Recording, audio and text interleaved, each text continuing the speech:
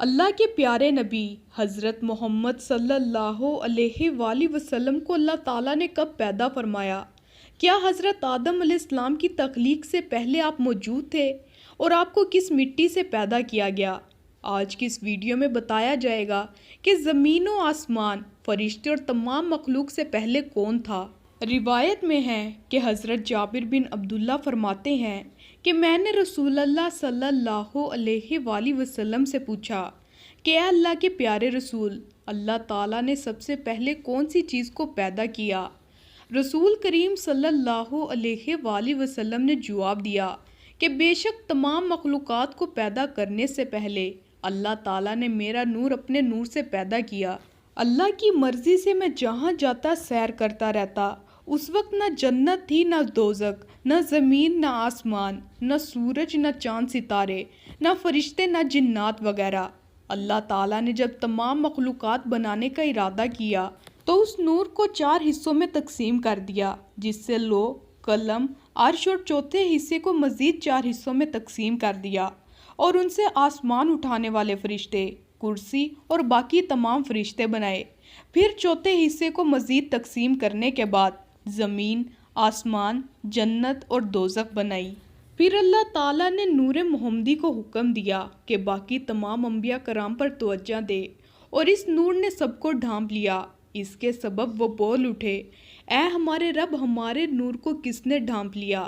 اللہ تعالیٰ نے فرمایا، یہ محمد صلی اللہ علیہ وآلہ وسلم کا نور ہے۔ اگر تم ان پر ایمان لاؤ گے تو میں تمہیں نبی بناؤں گا۔ انہوں نے عرض کیا، ہم آپ پر اور آپ کی نبوت پر ایمان لائے۔ اللہ تعالیٰ نے فرمایا، کیا میں تم پر گواہ رہوں؟ انہوں نے عرض کیا، بے شک تو گواہ ہے۔ اس عہد کا ذکر اللہ تعالیٰ نے قرآن پاک میں بھی کیا ہے۔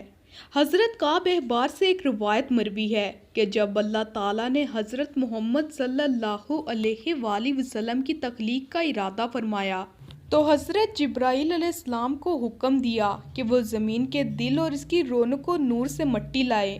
حضرت جبرائیل علیہ السلام باقی فرشتوں کے ہمراہ زمین پر نزول فرمایا، پھر اسے جنت کی نہروں میں سے تسنیم کے پاک و صاف پانی میں گوندا گیا، حتیٰ کہ وہ سفید موتی کی طرح ہو گئی۔ پھر فرشتے اسے لے کر عرش اور کرسی کے گرد، نیز آسمانوں، زمین، پہاڑوں اور سمندروں میں لے کر ان کے گرد گھومے۔ فرشتوں اور تمام مخلوق نے حضرت آدم علیہ السلام کی پہچان سے پہلے حضرت محمد صلی اللہ علیہ وآلہ وسلم کو پہچان لیا۔ حضرت ابن عباس فرماتے ہیں کہ رسول اللہ صلی اللہ علیہ وآلہ وسلم کے خمیر مبارک کا اصل زمین کی ناف مرکز سے ہے جو مکہ مکرمہ میں ہے۔ رسول اللہ صلی اللہ علیہ وآلہ وسلم نے فرمایا کہ حضرت آدم علیہ السلام کی پیدائش سے 14,000 سال پہلے اللہ کے پاس میں ایک نور تھا۔ ایک جگہ پر آپ نے ارشاد فرمایا کہ اللہ تعالیٰ نے آسمان و زمین کی پیدائش سے 50,000 سال پہلے جب اس کا عرش پانی پر تھا، پھر لوح محفوظ میں بات لکھی کہ حضرت محمد صلی اللہ علیہ وآلہ وسلم اللہ کے آخری نبی ہیں۔